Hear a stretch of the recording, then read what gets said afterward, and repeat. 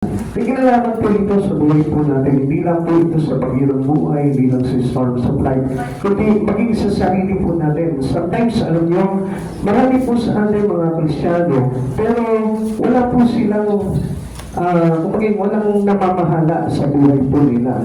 Sometimes sinasabi po nila na ako, pinamumunuan ako ng aming pastor, ganun, pinamumunuan ako ng aming ng kapitan, ng aming barangay. Alam niyo, minsan may mga ganyan sarili po tayo sa buhay po natin. Pero hindi natin maintindihan talaga kung anong ibig sabihin that the importance of Jesus to be the ruler of our life. Amen. Kung ito nga kung dito nga lang sa title pa lang kung yung nakita natin yung unos, yung bagyo, yung dagat, napamahalaan ng Panginoon na manage siya po yung bagyo. Siguro mas maganda kung tayo po mismo, no? Kaya tayo pamahalaan ng Diyos sa buhay po natin. Okay, sige, tignan po natin kung paano yan. This is the story of one of Christ's greatest miracle. Ito po yung istorya na ibinahagi niya sa isang parable na kung saan napakaganda ng himala na pinakita ng ating Panginoon dito, na parang sa ganon, kung maiintindihan natin itong istorya na ito, makikita po natin at malalaman natin how great is our God. Na napakatalagang almighty itong Diyos na ito, at doon po tayo sisidlan din ng pananampalataya at pagtitiwala sa ating Panginoong Jesucristo. Sometimes kasi medyo parang nananeglect po natin yung mga bagay na ginawang himala ng Panginoon. Alam niyo po ba kung bakit ang Diyos po nagpakita po siya ng mga himala? For us to trust Him, for us to turn our life to Him, para na sa ganon, ma-manage din ng Panginoon yung buhay po natin. Amen? Yan. As a Christian, napakahalaga po niya na kailangan pamahalaan po tayo ng Panginoon. Jesus must be the ruler of every believer. Tayo dito. Hindi natin kailangan pamahalaan lamang yung sarili po natin. Hindi tayo yung dapat na maging ruler lamang ng sarili natin buhay. Kundi, we must have been po Jesus. Kailangan siya yung pamahala ng buhay mo. Okay, umpisahan po natin dito sa pagsasabi mo sa katabi mo ngayon na kailangan si Jesus ang mamahala sa iyo. Kailangan si Jesus ang mahala sa iyo. Ito pang istorya na ito, talagang tumatak din po sa mga alagad. Kaya nga, yung mga panahon po ngayon, nang ilalas po sila, natakot sila, nagkahalong panghihilakbot yung kanilang naramdaman po doon dahil hindi po nila akalain na ito po si Jesus, kaya niyang iguman, ito pong bagyo. When Jesus made the elements obey Him, ito po yung nakakagilalas po dito Even the winds, the waves, the storm, kaya pisawayin po ni Jesus. Hindi po ba nakakamangha po yung mga bagay na yun? Alam niyo po, sa panahon po natin ngayon, God with all His knowledge and power today can control the storm. Hindi po nila mapigilan yung storm. Kung kaya lamang po nila pigilan po yan, di sana wala na po mga nasasananta ng mga lugar-lugar po sa atin. Hindi na po sana binabaha tayo, hindi na po sana tayo dinadaanan ng mga buhawi, hindi na po sana tayo dinadaanan sa madaling salita ng problema. Kaya nga po, wala po lunas dyan, kundi we need a ruler to our life, which is Jesus Christ. Siya po yung kailangan natin. Kaya nga, itong decision po na ito na nandito po kayo ngayon, ito po yung the best decisions that you ever had. Yun po, tayo po ay lumapit sa Panginoon at pagkatiwalaan po natin ang Diyos na ito sa buhay po natin. Come to see the Galilee of come to the Sea of Galilee. Ngayon, pumunta po tayo kung saan yung lugar na kung saan nagproyekto po ng isang talinhaga. Ito po si Jesus. At mas makikita po natin dito to the Sea of Galilee, yung pong the parables, the multitude, and the authority. Like the same time, makikita rin po natin why you are here today para makinig sa mga kwento ng ating Panginoon. Amen? Hindi para makinig sa kwento ng katabi mo ngayon. Sabi nga po noong kanina, sabi kailangan po tayo, nakikinig po tayo sa pastor po natin dahil hindi natin ma-experience po yung mga miracles ng Lord. Kung halimbawa, papakinggan mo lang yung katabi mo, papakinggan mo lang yung chismis sa iyo. So, wala po tayong miracle na mapapala po doon. Kaya, when we come into the Sea of Galilee, to notice everything in the Lord. Para sa ganun, masaksihan po natin yung mga magagandang bagay na ma-experience natin in Christ Jesus. At yan ang dahilan kung bakit po tayo nakikinig ng salita ng Diyos. And what else? evening comes and the sun begins to set, the weary Savior. Diba sa atin din po dumarating po yung takip silim, dumarating po sa atin yung gabi, dumarating po sa atin yung paglubog ng araw. Ano po yung pinapakita sa atin ng Diyos po dito? Even Jesus at the time, He got weary. Napagod din po siya. Pinanghinaan din po siya. Now, alam niyo sa ating mga experience po, mahalaga po na maintindihan po natin that we need Jesus as the ruler of our life. Amen. Kailangan po na makita po natin itong mga bagay na ito. Alam niyo, marami pong mga tao, akala po nila, hindi nila kailangan si Jesus sa buhay po nila eh. Kaya pagdating po ng malakas na bagyo sa buhay po nila, natatakanta sila, natatakot sila, at pinanghihinaan sila, at nadadaig po sila. Kaya nawawalan sila ng pag-asa sa buhay. Unlike yung mayroong Jesus na namamahala sa buhay po natin, He can control everything in our life. Kaya niyang kontrolin kahit malakas na hangin na tumama sa iyo. Kahit na baha, kaya niyang kontrolin po yan. Kahit na kawalan sa buhay po natin o matinding karamdaman, kaya kontrolin ng Diyos sa buhay po natin yan. Only, we need the ruler of our life. And let us see about how this ruler of the waves gumalaw sa buhay po ng mga alagad. Okay, the ruler of the waves. Tingnan po natin. Unang-una, ano po ba yung kapahayagan po dito, the statement? Ang sabi po ni Jesus dito, He invite those apostles, those followers of Him, those believers, inanyayahan niya po itong mga tao na ito. Ano sabi niya? Let us pass over unto the other side. Halin kayo, tumawid tayo sa kabilang ibayo. Alam niyo po ba, ang bawat paanyaya ng Lord is the same with the invitations to the people beside them. Yung mga tao na inangyayaya niya, katulad din po na paanyaya niya po sa atin. Okay, makinig po kayo, ganito po yan.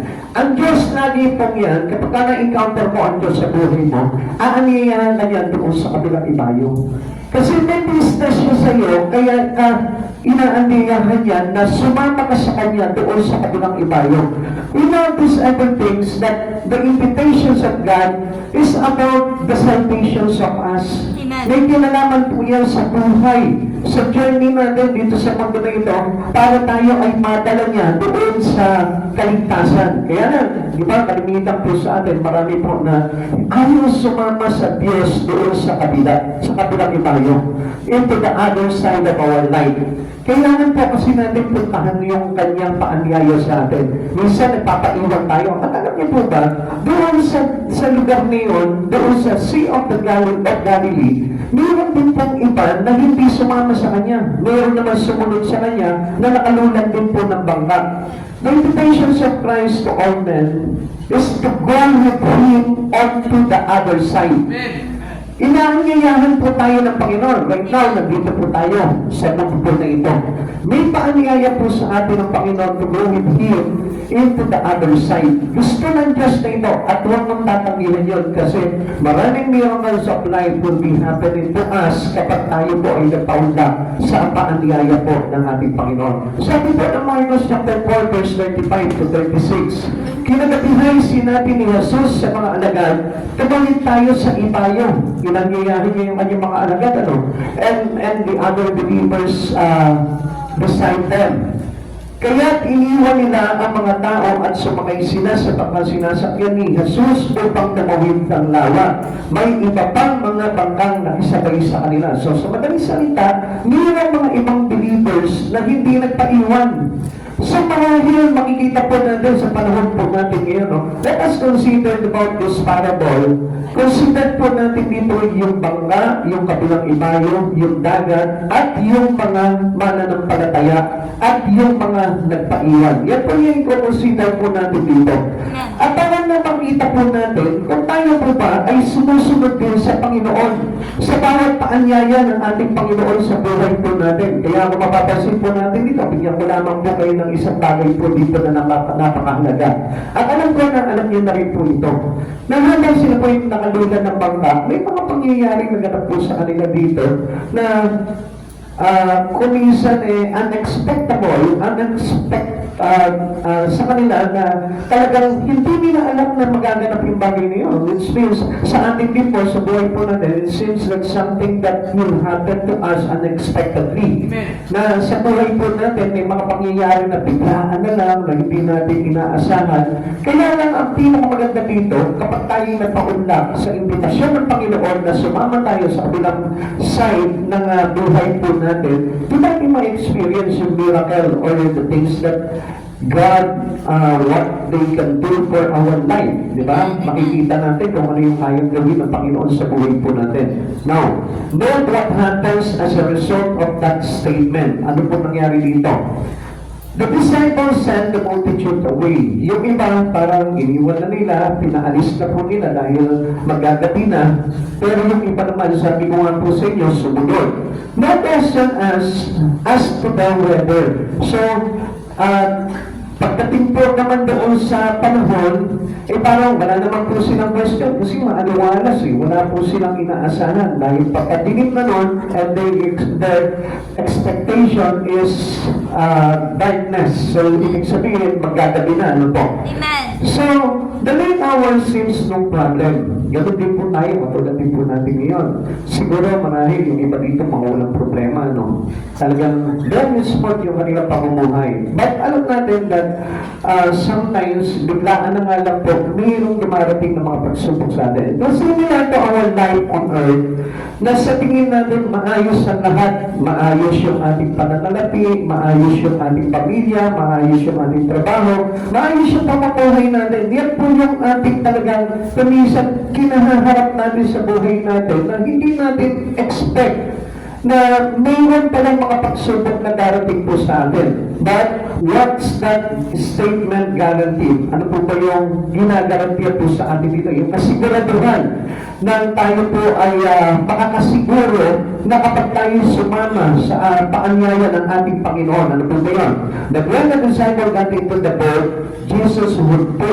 Ibig sabihin, kapag inangiyahan ka ng Panginoon, minsan, mga kapatid, pag ang Diyos nagpaanyaya sa iyo at nagpaunta ka naman, ang ibig sabihin nun, kasama natin ang Diyos.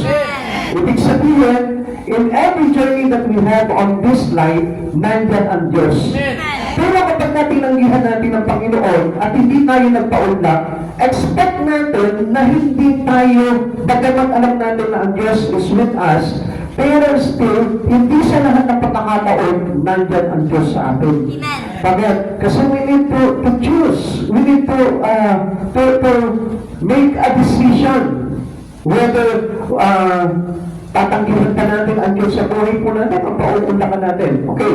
But itong guarantee na ito, doon sa kapahayagan ng Diyos na ito, sabi niya na ang Diyos kasama rin nila. Si Jesus ay kasama rin nila. That Jesus had business on the other side.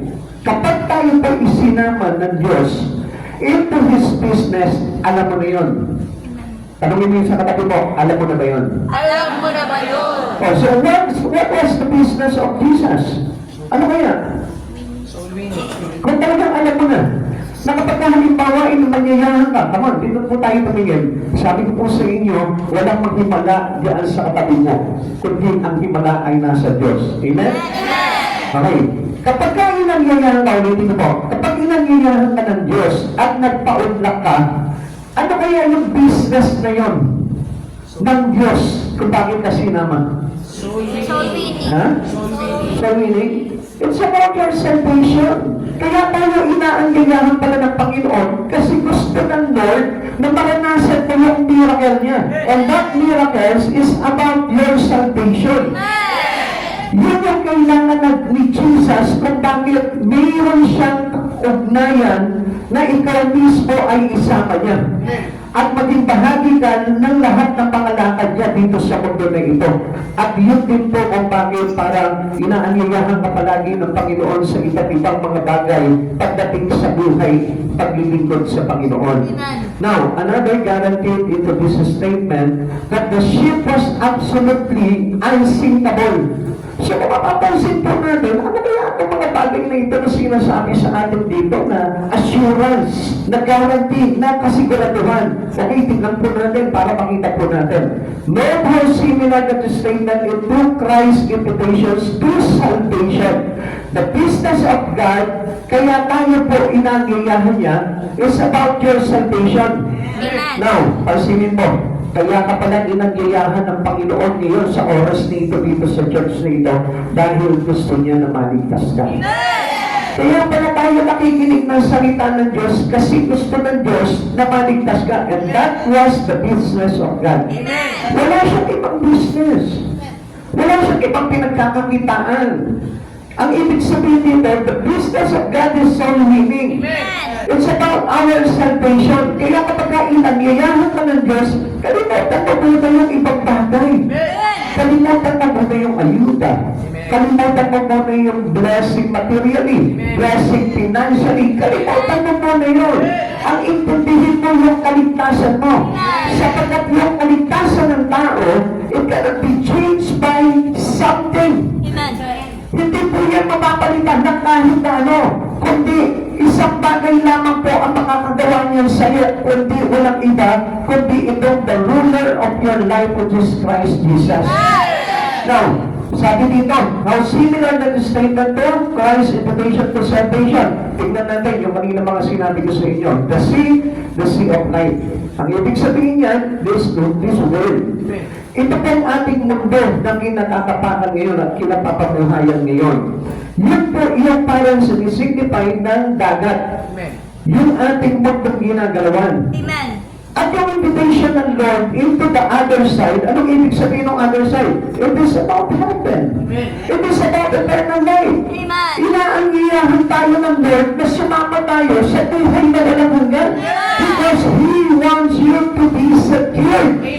Gusto ng Diyos dito na sigurado ka na maliligtas. Kaya pala nandito ka ngayon, nakita niyo yung kapatihan ng Panginoon na dati wala kang pakialam sa Diyos, pero anong ginawa ng Diyos? Isinama ka pa rin niya para maligtas ka. Kasi gusto ng Lord na ito, hindi ka mapahamak.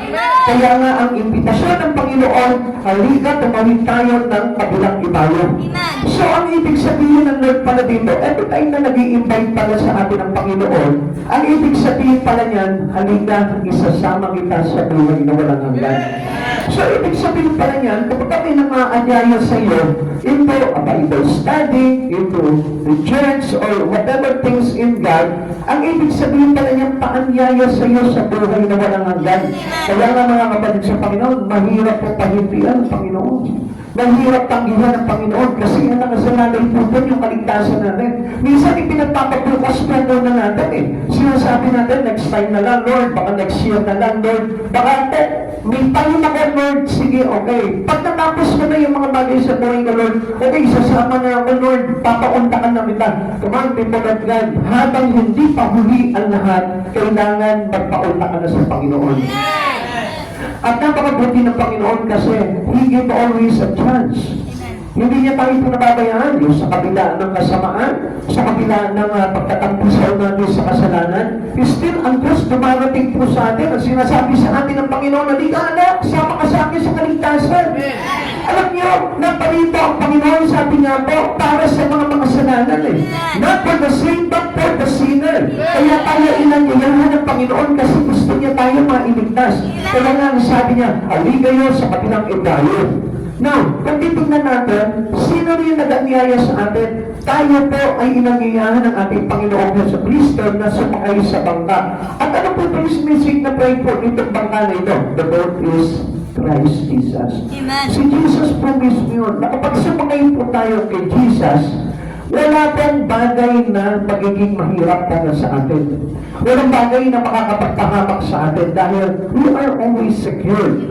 Sabi nga po natin kanina that the boat is unsinkable. Hindi po lulubog. Sapagkat si Jesus yung ating bangka na sasakyan patungo sa kabilang ibayo.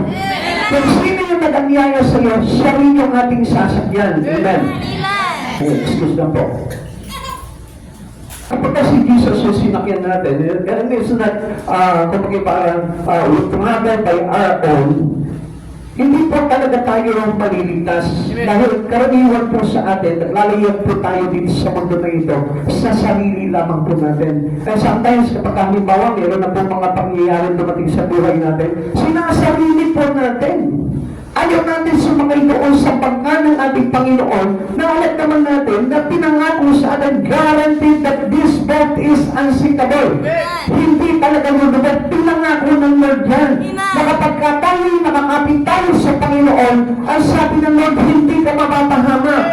Whosoever believe in Him shall not be perished. Hindi mapapahama kundi magkakaroon ng buhay na walang hanggan. Kaya nga, kapag tayo naglalagay sa mundo na ito, kapawit sa buhay na walang hanggan, kailangan sumakay tayo sa bangka ng ating Panginoong Jesucristo para nang sa ganun hindi po tayo madaig na mga pagsubok sa mundong ito.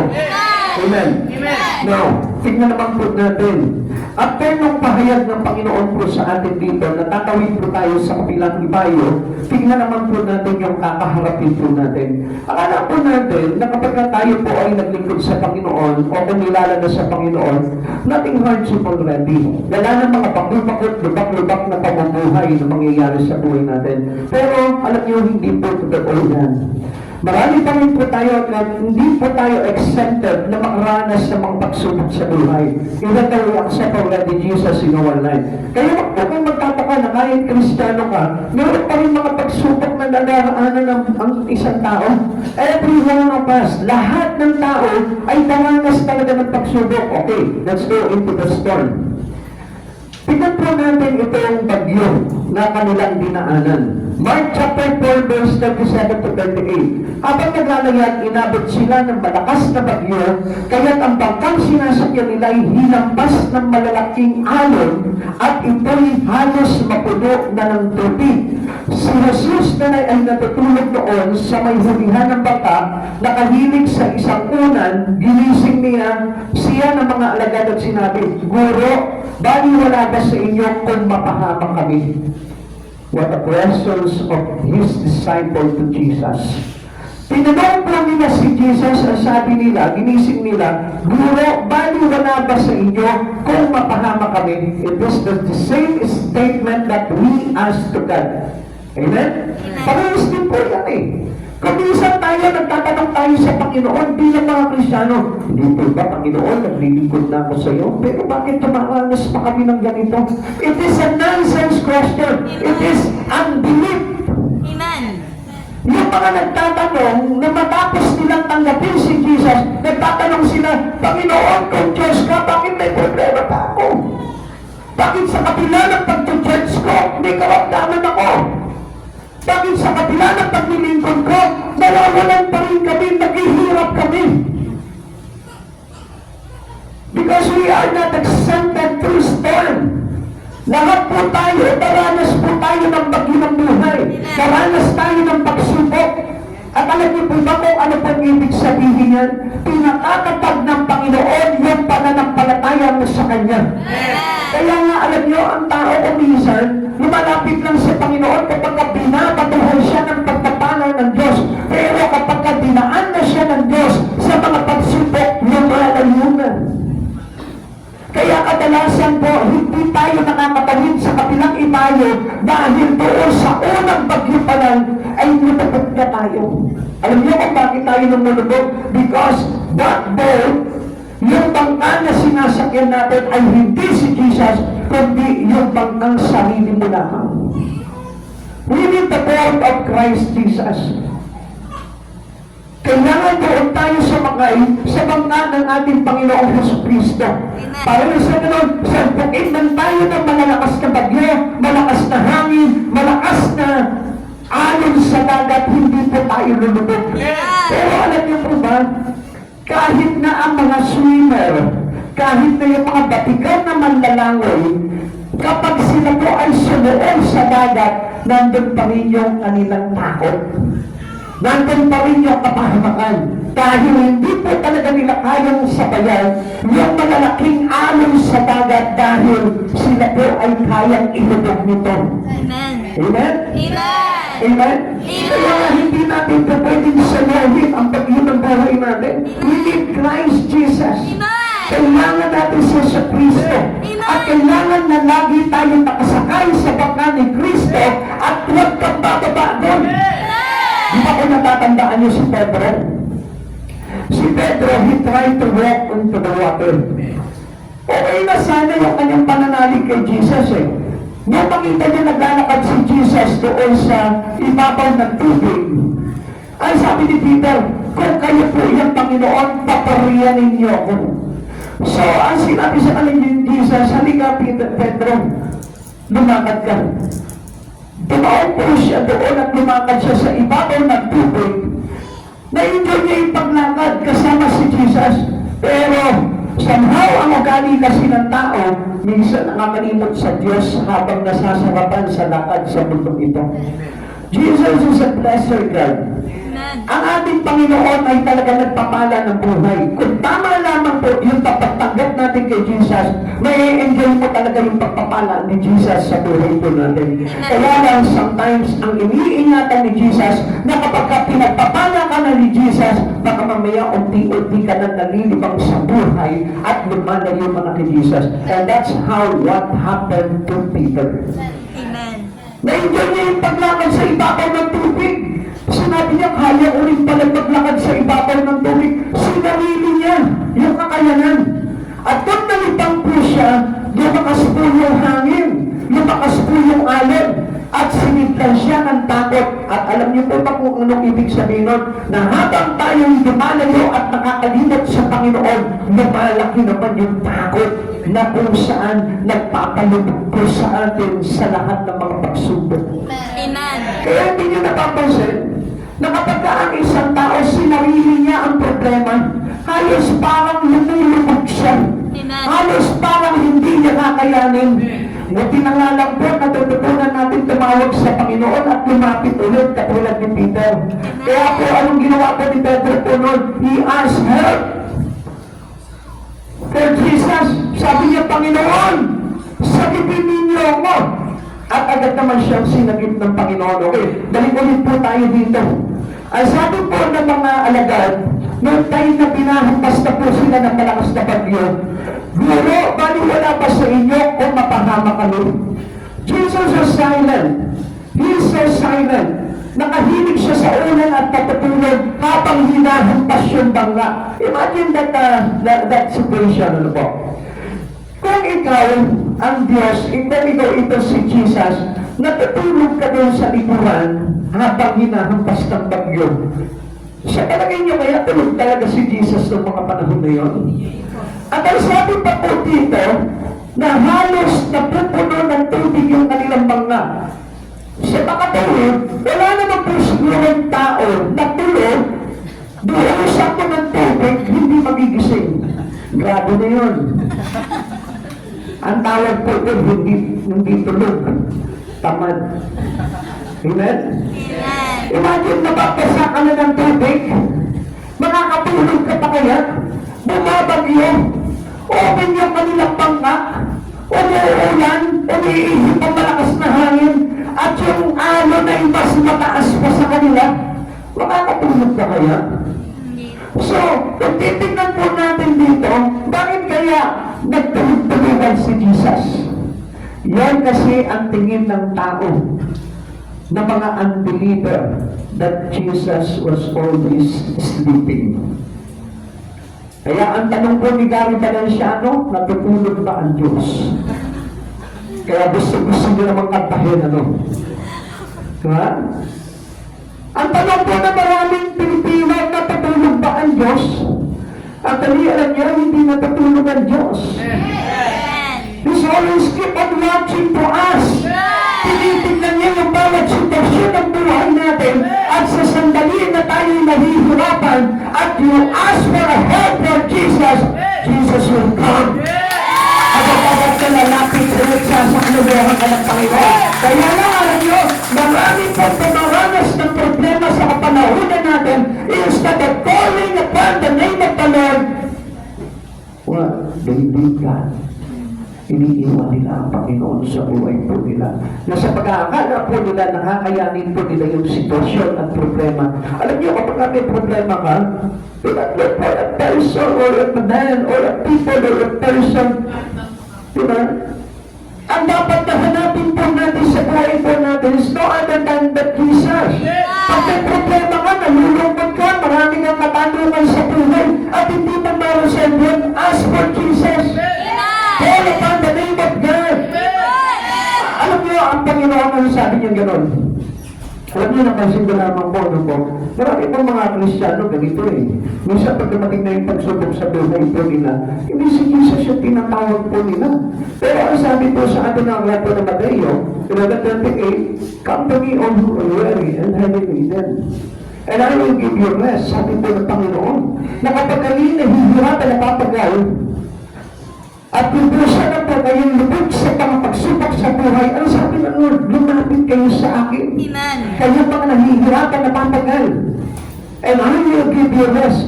Pagpapahingahin tayo ng Panginoon. Kaya kapatid sa Panginoon, if you are a believer of Christ, dapat pag may pagsubukan, si Kristo ang nilalapitan mo. Amen.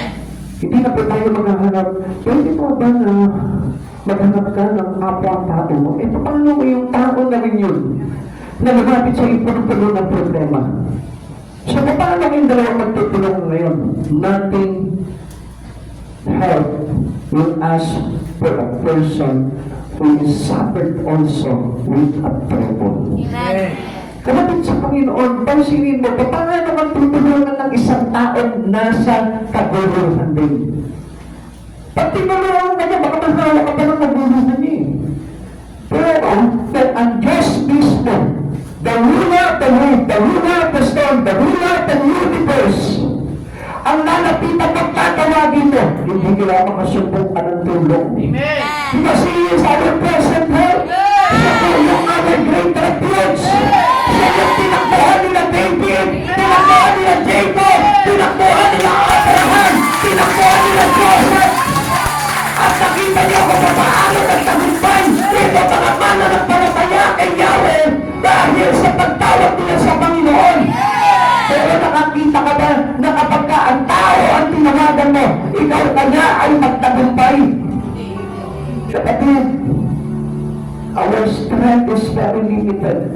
Na kapag ka umasa ka sa tao, hindi niya maiibsan lahat ng mga pagsubok mo. Maaaring matulungan ka ng konti, pero hanggang saan ang tulong na yun? Pero ang Diyos dito, I tell you, ang Diyos, sobra-sobra ang kanyang kapangyarihan. Amen. Kaya nga, ano sabi ng Lord? If you ask for help, just call upon me, and I will answer. Amen. Ang Diyos po mismo, nagbibigay na po sa atin ng paanyaya eh. Excuse po. Hindi po ba't napakabuti ng Panginoon? Dahil ang Diyos na po mismo ang nag-aalok sa atin. Kapag nawagin mo yung pangalan ko, tutulungan kita. Sabi ng Lord na every person who asks for Him for a help, nandun po palagi ang Panginoon. Amen. Kaya lang alam nyo, ang problema po kasi ng tao, ewan po natin kung bakit ayaw nilang tumawag sa Panginoon. Ayaw nilang lumapit sa Panginoon, samantalang yung availability ng Panginoon ay laging nandiyan para sa atin. Amen. Hindi po siya nawawala ng panahon sa lahat ng tao. Kahit na ito, someone who is unbelieved to Him, kahit yung isang tao na hindi nananampalataya sa Kanya, sa sandaling, that moment tumawag kay Jesus, darating yung tulong ng Diyos. Ikaw pa kaya na tumanggap na kay Jesu Cristo? Kapatid, just trust God. Amen. Nung ginising po nila si Jesus, gumising po si Jesus, ano po ang nangyari po? Ang sabi sa kanila ni Jesus, para naman kayong walang pananampalataya eh. So, ang ginawa po ni Jesus po doon, sinaway niya po yung bagyo. Sabi po dito, there arose great storm of the wind. All was peaceful in the ship with Jesus. Suddenly, the storm was there and the wave beat high. So, kung papasinin po natin, kasama po nila si Jesus po doon, dumating po yung malakas na bagyo. Lahat po sila payapa, and they didn't expect that it will happen. But suddenly, the storm was there and the waves beat high. Alam niyo, even though we are Christian and we are believers of Christ, hindi po tayo exempted po doon sa mga bagay na yun. Minsan daranas pa rin po tayo ng pagsubok. Kaya huwag na magtaka. Ang Diyos buhay. Ang Diyos ay hindi natutulog. Kaya lang alam niyo kung minsan pinadadaan talaga tayo ng Panginoon doon. Amen. Just para makita ng Panginoon kung talagang totoo po tayong mananampalataya sa Kanya. Kung tayo po talaga magtitiwala ng lubusan sa ating Panginoon. Kasi ang pagtitiwala lang po natin sa Panginoon kapag halimbawa, lagi tayong safe. Ang pagtitiwala natin sa Panginoon kapag wala po tayong problema eh. Pansinin niyo po yan. Kung minsan, di ba, pasalamat tayo ng pasalamat sa Panginoon, nagpapasalamat tayo sa Panginoon. Lord, thank you for the blessing. Lord, thank you. Nakagraduate yung anak ko. Lord, thank you. Nag-increase yung sahod ko. Lord, thank you. Lord, nakapagpagawa kami ng bahay. Pero, hindi mo ba nakalimutan pasalamatan ang Panginoon during the storm of your life? Kailan ka nagpasalamat na habang hinahampas ka ng bagyo ng buhay, nagpasalamat ka? Kailan ka nagpasalamat sa Panginoon? Habang may karamdaman ka, nagpapasalamat ka pa rin sa Panginoon. Yung pinapanaw ka ng pinagkakautangan mo, nagpapasalamat ka pa rin sa Panginoon. Yung wala ka ng maipakain sa pamilya mo, nagpapasalamat ka pa rin sa Panginoon. Alam niyo, doon na-amaze ang isang Diyos sa pananampalataya ng mga ganong klaseng tao. Na sa kabila ng pagsultok sa buhay niya, hinahampas na siya ng bagyo. Nakikita niya nagpatuloy pa rin ng taitim at malugbog itong tao na ito na nagpapasalamat sa Panginoon. Kabisan nga, kapag binibiyayaan tayo ng Panginoon, nakakalimutan ka natin ang lutin. How much more kapag umulan na ng problema sa buhay po natin, mapasalamatan mo pa po kaya siya. Come on, honestly, alam niyo mga kapatid sa Panginoon, tayo yung may pagkukulang eh. Hindi ang Diyos eh. Ang Diyos talaga nagpapala ng buhay yan. Kaya lang, alam niyo, nasusubok po yung ating pananampalataya. Kung minsan kapag pinagpala ka na ng Panginoon, lumalayo. Pagka binigyan ka naman ng problema, lumalayo pa rin. Hindi na alam ng Diyos kung saan kanya ilalagay. Kaya nga, alam niyo, ang tinitignan talaga ng Panginoon, yung puso po ng bawat mananampalataya. Hindi po yung bagay na kung saan pagsasabi lamang po ng tao na Lord, nananampalataya ako sa iyo. Kapatid sa Panginoon, kailan mo pinasalamatan ang Diyos na habang hinahampas ka ng bagyo ng buhay? Alam niyo po ba, ang Diyos ay talagang tunay at tapat na humahanga sa isang tao na nasa gitna ng bagyo ng buhay pero nakikuha na pa rin at maaari na may kagalakan sa puso at doon nagpapasalamat sa ating Panginoon. Yun yung gusto makita sa atin ng Lord eh. Hindi pa yung pagkahalimbawa nagkaroon ka ng karamdaman bilang Kristiyano, sisisihin mo na agad ang Panginoon. Sabihin mo, Lord, nagdikod na nga ako sa iyo, tapos ginagad pa ako ng ganito. Lord, nagdikod na nga ako sa iyo, pero nagkagulo pa yung pamilya mo. Doon tayo tinitest ng Panginoon eh. If we are truly, kung tayo po ay talagang totoo na nakasakay sa bangka ng ating Panginoon Jesucristo, how quickly the storm of life descend. Biglaan po yan eh. Kaya nga kung mapapansin po natin, tulad yan, may biglang tatawag sa iyo. Tapos sasabihin sa iyo, kunin mo na dito yung blessing mo. Kundi sana kung gano'n, ano po. Mga kapatid sa Panginoon, tingnan niyo po ang problema, biglaan po yan na dumarating. Pero ang Diyos, kapag nandyan ang Diyos, palagi kasama mo, hindi ka mabibigla. Amen! Amen. Amen. Now, sa mga tao po na hindi kasama ang Diyos, nabibigla po sila. They are caught by the surprise of this problem. All is moving smoothly, then suddenly there is some crisis in life. At ano-ano po ba yung mga yun? Physically, minsan inaabot tayo ng mga karamdaman, financially, kadalasan. Bigla na lang nagkakaroon tayo ng bankruptcy. Ano pa? Minsan yung family po natin na maayos naman, na nagmamahalan, bigla na lang nagkakaroon ng breakup. Kapatid sa Panginoon, kung ayaw pa na magmulat sa mga ganitong bagay, just trust Jesus. Entrust your life to Him. Ipagkatiwala mo yung buhay mo sa Panginoon. And make Jesus the ruler of your family. Kailangan si Yesu Cristo yung tagapamahala ng buhay mo. Para sa ganun, dumating man itong surprise na ito ng bagyo sa buhay, hindi ka magagulat, hindi ka matatakot dahil mayroong tagapamahala ang buhay mo. Alam niyo po ba yung ganda po nung baka tsaka nung usang? Di ba? Di ba yung kwento nung baka tsaka nung usang? Ito po si usang, pag-alagala lamang po doon sa kagabatan, masaya siya naglalaro kasi malaya po siya. At ng isang araw, nakita niya po itong si Baka, nakatali po sa isang puno. Sabi niya, Baka, ako malaya nakakapagdaro, ikaw nakatali ka lang dyan, kawawa ka naman. Hindi siya pinapansin ni Baka, samantalang asang talo pa rin po siya, dito po kay Usang. Nasa piling niya, malaya siya. Wala nagpapawal sa kanya. Nagagawa niya ang lahat ng bagay.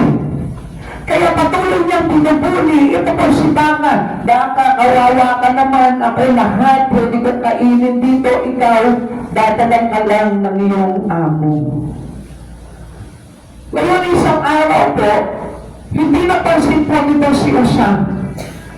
Sa di kalayuan, may nakakita po sa kanyang mga mangangaso. At pinagbabangil po siya at tumamita siya ng takbo at tumagpunta siya doon sa kinatatalian po nito po si Baka. Ay sabi niya kay Baka, Baka, tumakas ka na. Mayroong mga mangangaso, papatayin ka nila. Hindi siya pinapansin ni Baka. Bahala ka sa buhay mo, sabi ni Baka sa kanya. At ang sabi po nitong si Usa, tumakbo ka na ako, tatakbo na ako, baka maparil nila ako.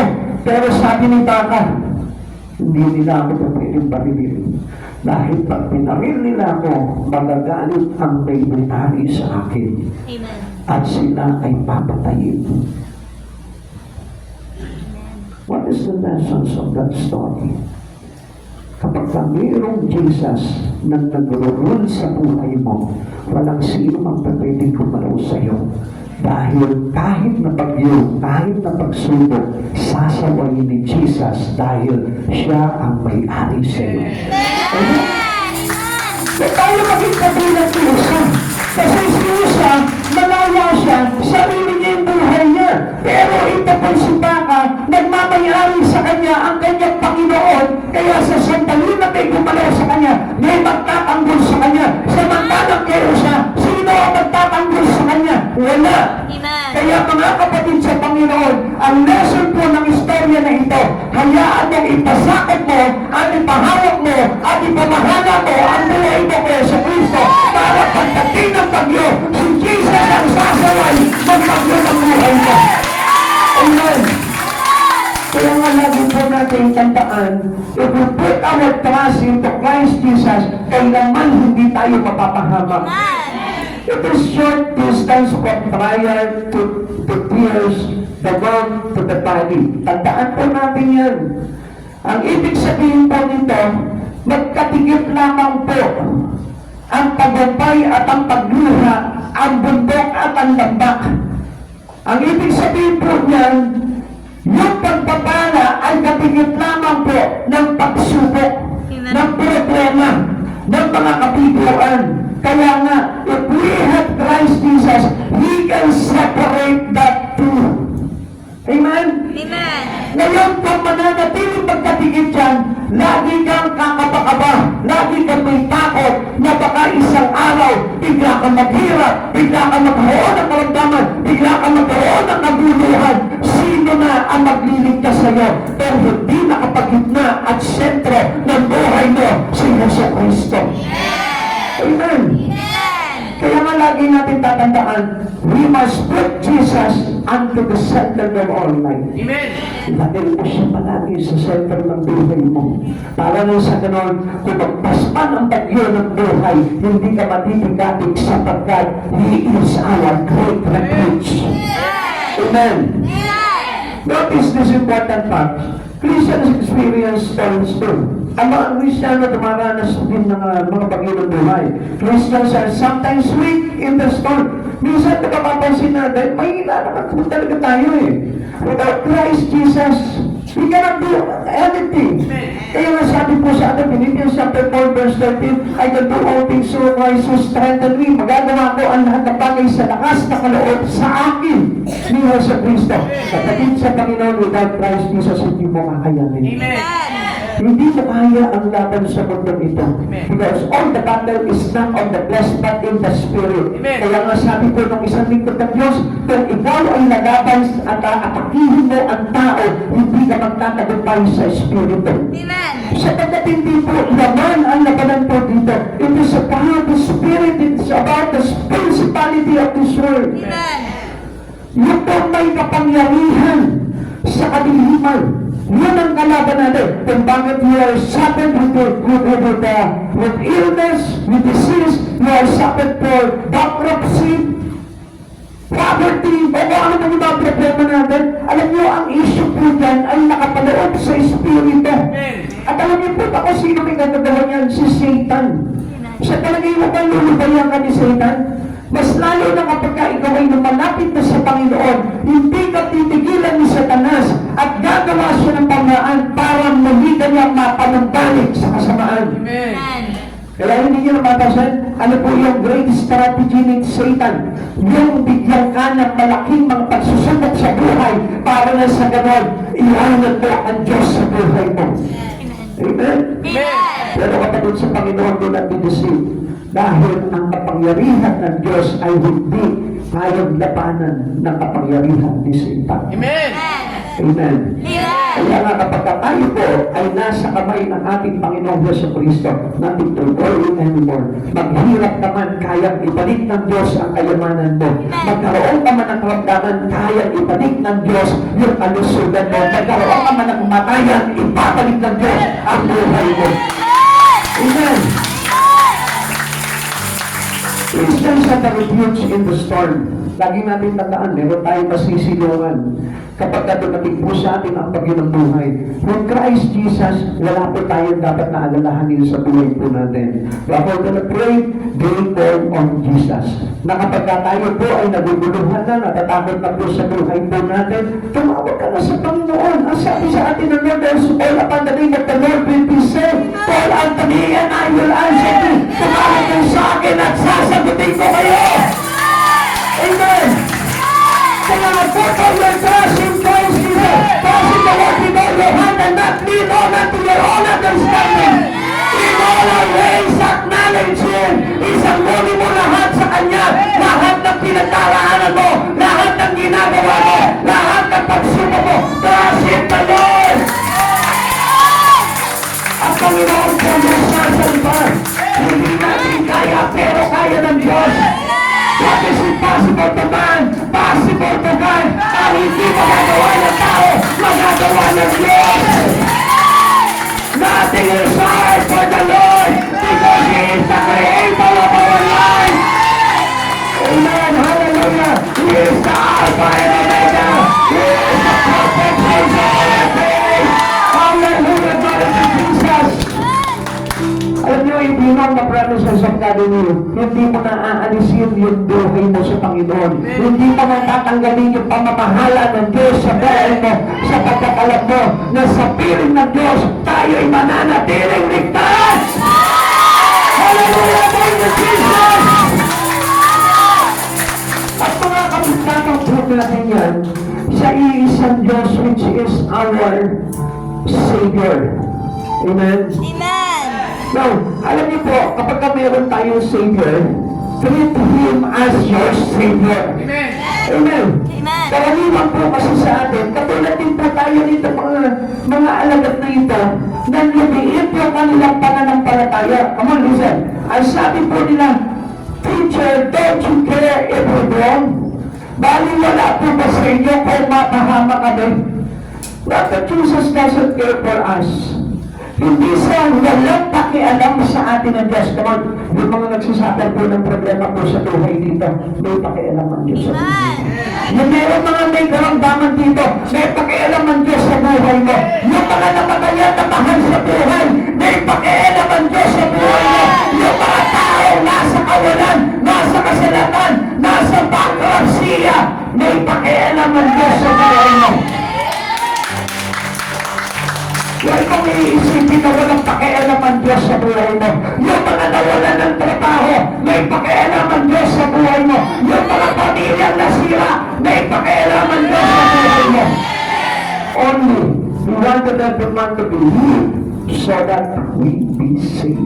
Amen. Ang gusto lang ng Panginoon, manampalataya ka sa Kanya. Amen. Ang pananampalataya kasi ay totoong magaganap kapag ikaw ay nasa kalagitnaan ng mga pagsubok sa buhay. Amen. Sabi ko nga po sa inyo, hindi sa marami ka, sagana ka, doon ka lang magkakaroon ng pananampalataya sa Diyos. Kundi ang totoong pananampalataya, yung kapag pinutubog ka ng bagyo, hinahampas ka ng hangin, at marami kang mga pagsubok na pinagdaraanan, diyan pa rin makikita ang totoong nananampalataya dahil makikita mo na nanatili sa pagpupuri at pagpapasalamat kay Hesus Kristo. Ang Diyos kailanman hindi po nawala ng malasakit po sa atin yan. Kaya nga sabi niya, Pastor, it is to Him because He is the one who cares for us. Iladak natin sa Kanya lahat ng ating mga alalahanin sapagkat Siya ang may malasakit sa atin. Kaya nga kapatid sa Panginoon, hindi sasabihin ng Panginoon po sa atin yan. Lumapit kayo, kayong mga nagpapagal at bibigyan mo ngayon ng kapahingahan. Ang sabi ng Diyos, tutulungan niya tayo kung tayo magtitiwala ng gano'n. Mark chapter 4, verse 38 to 40. Si Jesus ay natutulog noon sa may hulihan ng bangka. Nakahilig sa isang unan, ginising siya ng mga alagad at sinabi, Guro, baliwala po ba sa iyo kung mapahama kami? Tumangon si Jesus at sinaway ang hangin. Tigil, sinabi niya sa lawa, tumahimik ka. Tumigil nga ang hangin at tumahimik ang lawa. Pagkatapos sinabi niya sa mga alagad, bakit kayo natatakot? Hanggang ngayon ba'y wala pa rin kayong pananampalataya? Mga Kristiyano. Sino po dito yung patapos sa magkaroon ng problema na wala ng pananampalataya sa Diyos? Ako rin hindi ka nawala ng pananampalataya sa Diyos. Wala ka talagang pananampalataya.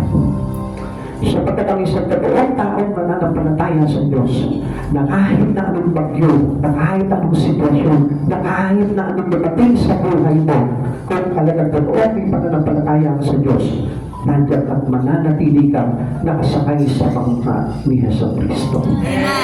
Kaya mga kapatid sa Panginoon, gusto ko malaman mo ang Diyos ay malasakit sa iyo.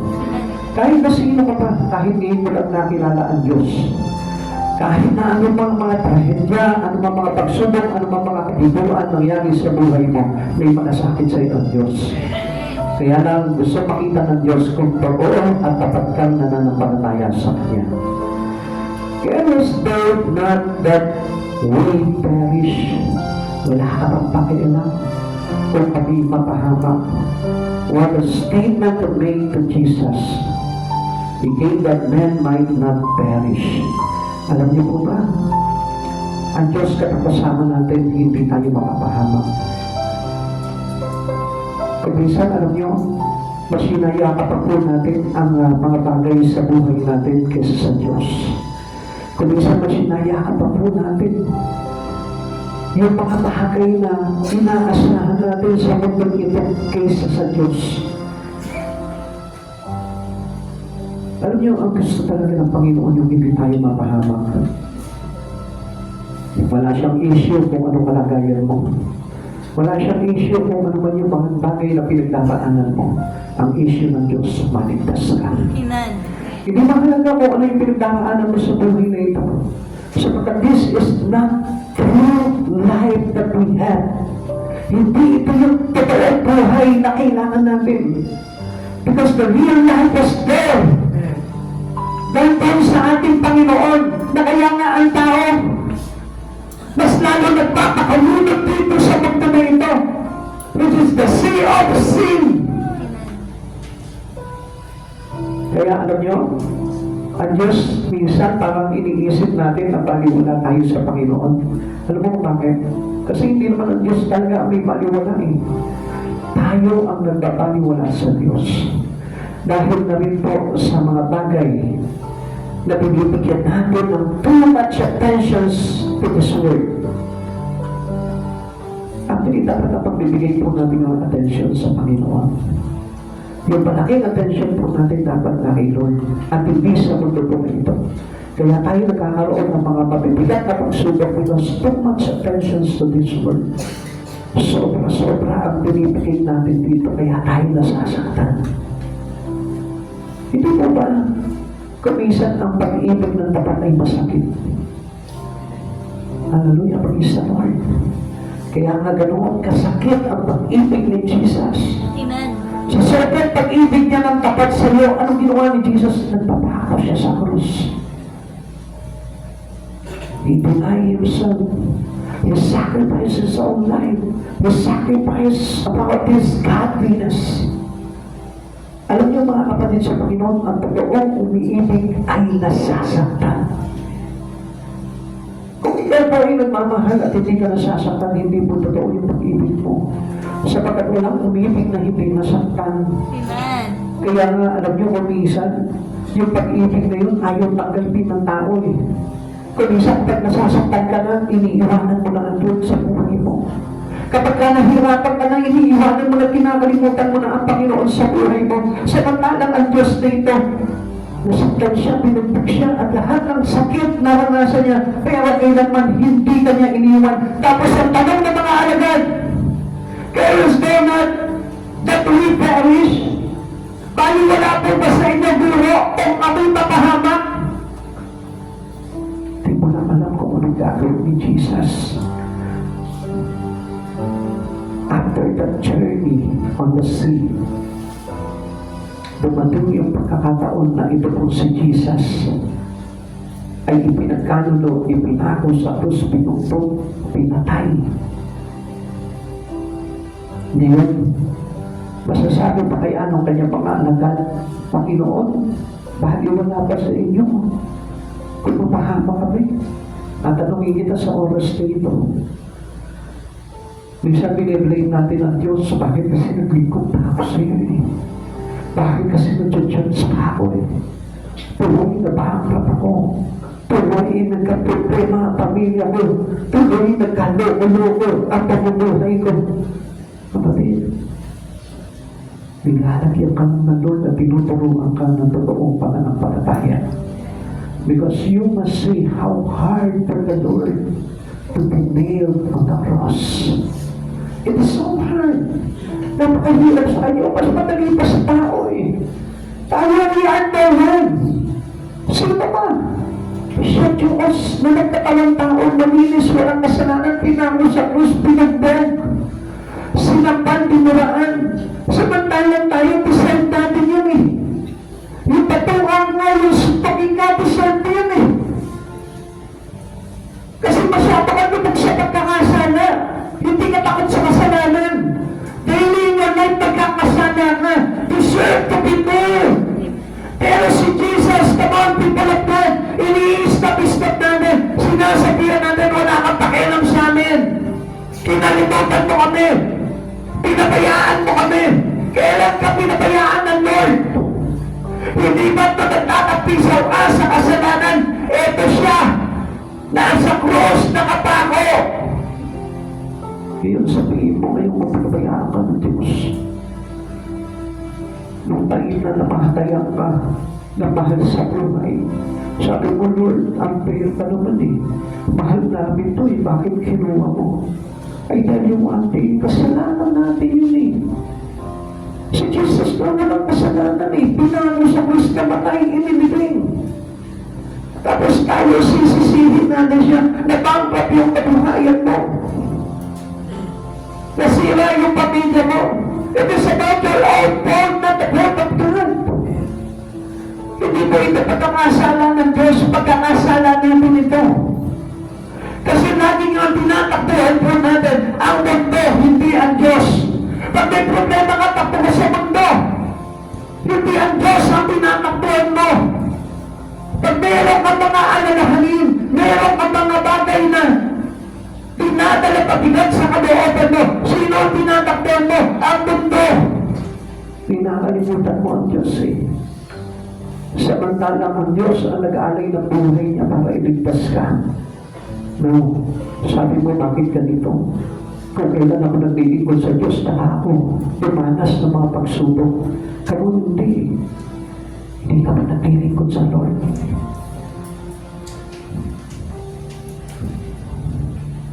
Ang Diyos nga, kahit sa mga taong hindi naglilingkod, nililigtas niya, pinaglilingkod niya. Tapos tayo susumbatan natin ang Panginoon. I tell you one thing, you must know and learn how to love God.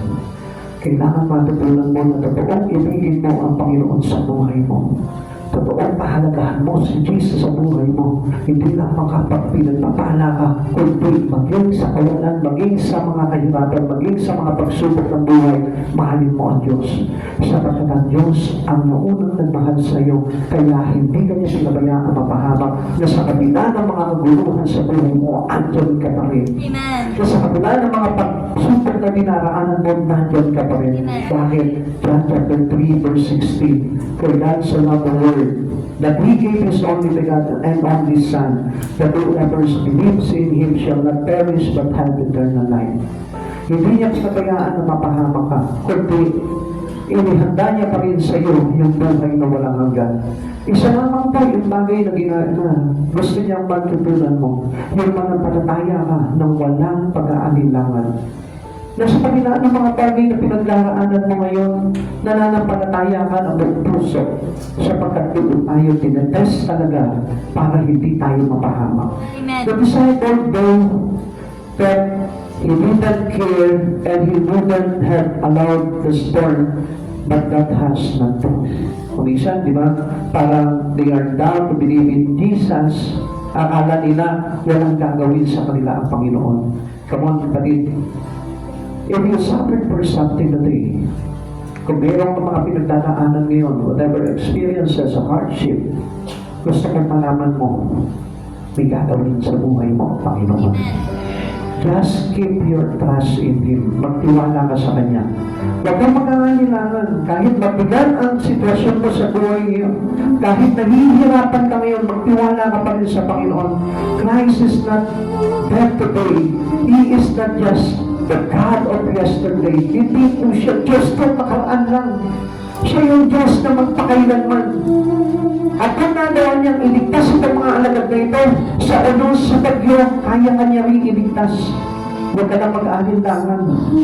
Still that know that He is God. Itaas mo pa rin siya sa buhay mo.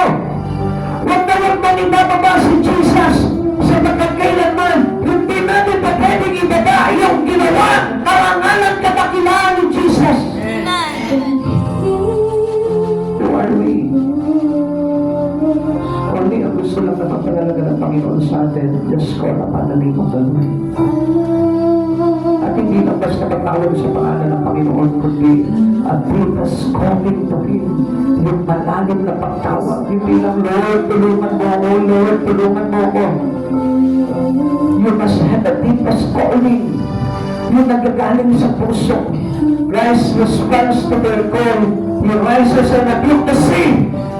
There is a great calm. He rebukes their fear. Pinayapan niya lahat. Alam niyo kung anong tinapos ni Jesus? Yung takot mo. Kaya pala tayo dinadaan sa pagsubok para maging matatag at matibay tayo at hindi tayo madaling matakot. Sapagkat ang kaaway lagi kang tatakotin. If you are a coward, takot ka na harapin ang pagbuhay mo dito sa mundong ito. I tell you, you have no faith in God. Mag-ipatapak ka sa pagharap sa pagsubok.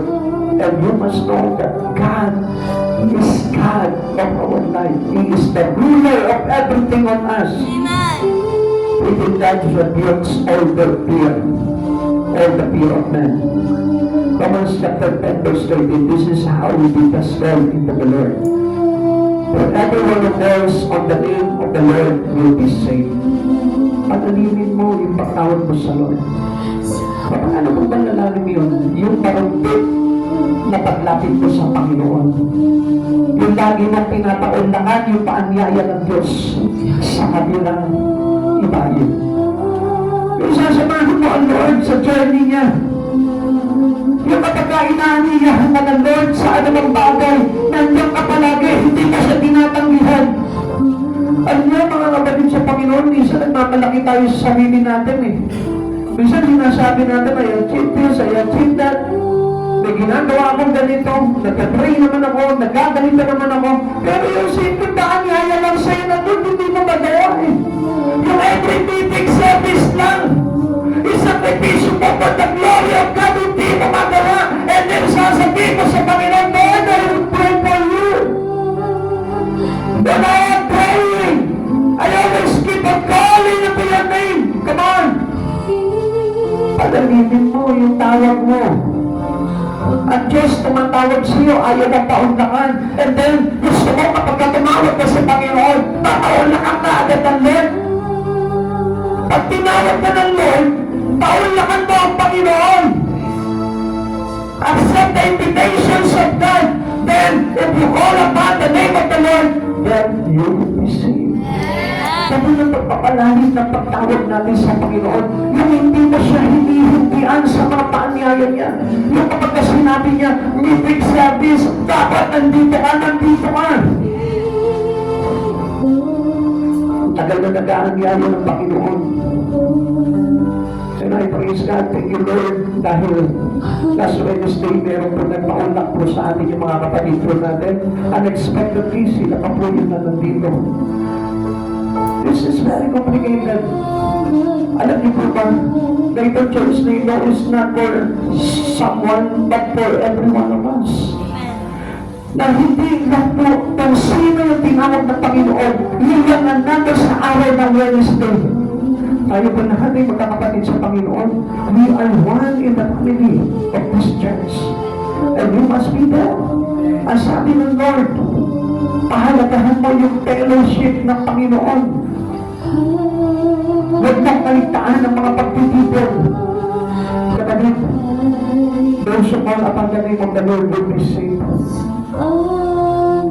Gusto natin tayo lang yung tawag sa Panginoon, and then tawag lang ang tawag sa atin ng Lord eh. Minsan ang Diyos naman ang tumatawag sa iyo. Sabi ng Lord, Wednesday, I need you. Palalimin mo yung calling mo.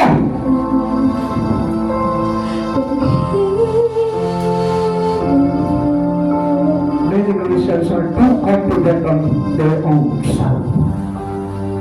Pagpiasa sila sa sarili nila.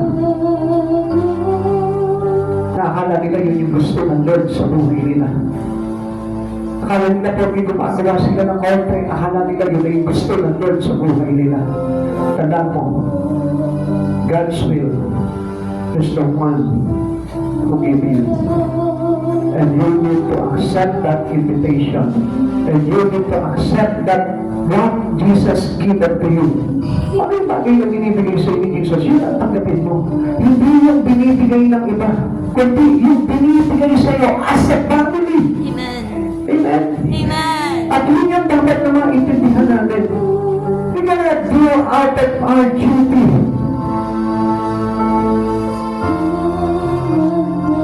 Kasi mo si Jesus, iisa lamang po ang sinunod niya. At that moment, sinunod niya ang kalooban ng Panginoon, ng Ama. Ang sabi niya, ilayo mo sa akin ang sabi ng paghihirap na ito, ngunit, supalit, ang kalooban mo ang siyang maganap. So, hindi siya tumanggi doon sa pinagagawa sa kanya ng Ama.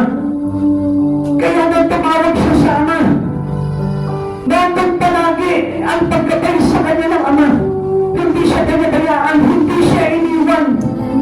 At anong nangyari sa kanya? He got a triumph. He saw his victory. Nagtagumpay siya sa lahat ng kanyang task. Sa oras dito, bakit hindi mo siya tawagin ng malalim na pagtawag? A deepest calling is what God within for us. Yung malalim na pagtawag. Yung pagtawag na kung saan marunong tayong sumunod sa panawagan din ng Panginoon. Tayo po natin magsitayo.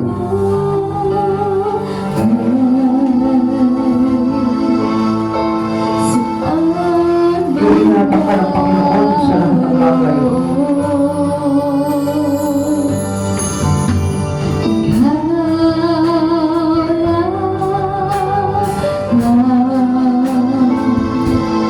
Kapatid, huwag mong paghinayangan yung mga bagay na ginagawa ko sa Panginoon. Ito po yung sabihin at pagpapalalim ng pagtawad natin sa Panginoon para tayo po ay maligtas. Yung pag-church mo, yung pagbabible study mo, o ano ng bagay na ino-offer sa iyo ng Lord. Huwag mong pabaliwalain yan sapagkat doon lumalalim ang pagtawad mo sa Panginoon. Kasi sandali na tumawag ka na rin sa Panginoon, those who call upon the name of the Lord will be saved. Doon ka ililigtas sa Panginoon. Huwag mong pabaliwalain ang lahat ng paanyaya ng Panginoon. Sapagkat ang paanyaya ng Panginoon ay may kinalaman sa iyong kaligtasan. Ang sabi ng Lord, tayo'y tumawid sa kabilang ibayo. Let's go to the other side of this. Yung pala yung mga yung paanyaya sa iyo ng Panginoon.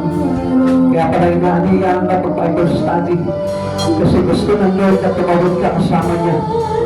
Kaya pala inaaniyan ka ng Lord magtitig service. Kasi gusto ng Lord na isama ka niya sa buhay na walang hanggan.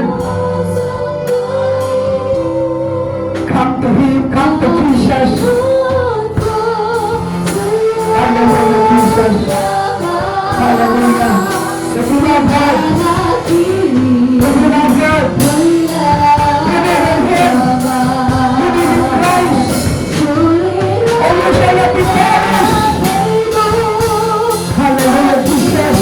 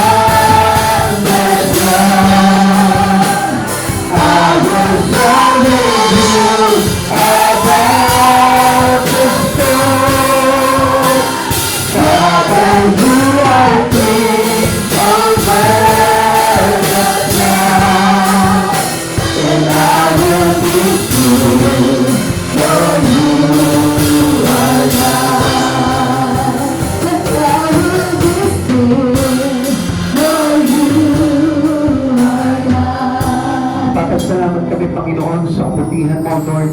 Kapagkat Diyos, Panginoon, ang nag-alay sa amin ang iyong sariling buhay, O God, upang kami ay iligtas, O God. Lord, you sacrifice everything in you, Lord, for us to be saved, O God.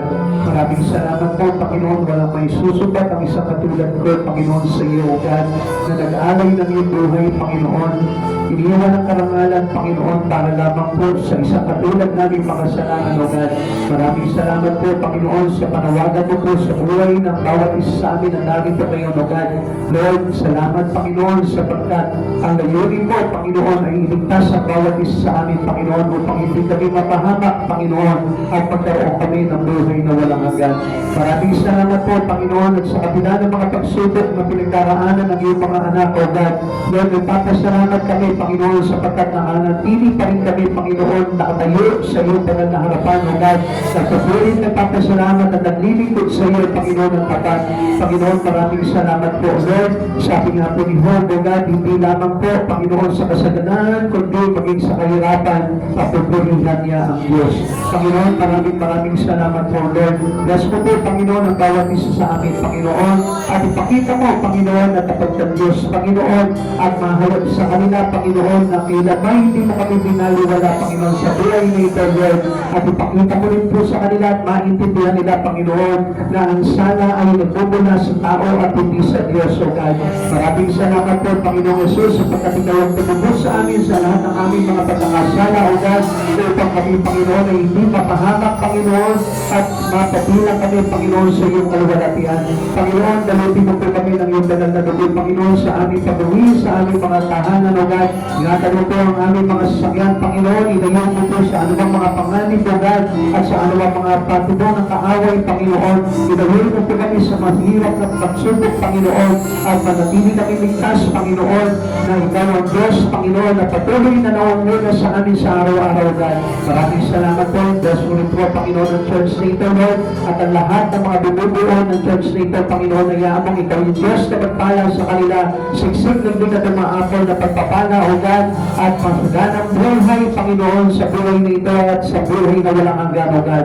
Maraming salamat po, O Lord. Patuloy po, Panginoon, na sa iyo po namin, Panginoon, inihahandog ang aming pagsamba, O God, ang aming pamilya, ang lahat sa aming buhay, O God. Panginoon, maraming salamat po, muli po, O God, sa iyo po namin ibinabalik ang lahat ng pinakamataas na patuloy pagsamba sa panging pangalan mo po lamang in Jesus' name. Amen and amen. Praise God po. God bless po sa inyo lahat.